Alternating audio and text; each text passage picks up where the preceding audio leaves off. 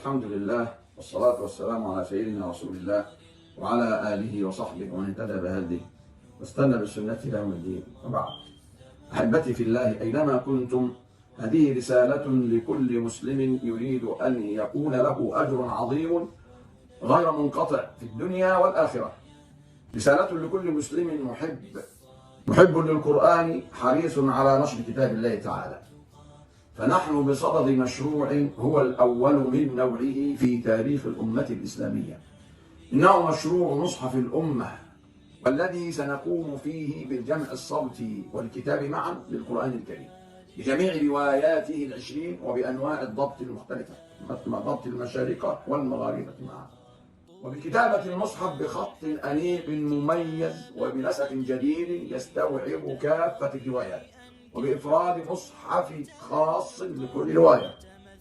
وسيضم هذا المشروع نخبة كبيرة من خيرة العلماء المتخصصين في علوم القرآن الكريم والقراءات. وأشرف أن أكون المشرف العام على هذا المشروع ورئيسا للجنة المراجعة، وإن شاء الله تعالى سنبذل قصارى الجهد في إخراج هذا المشروع بأفضل ما يليق بكتاب الله تعالى. ندعوكم جميعا لدعم هذا المشروع بكل ما استطعتم، لما له من أهمية عظيمة ونفع كبير سيعود على الأمة الإسلامية.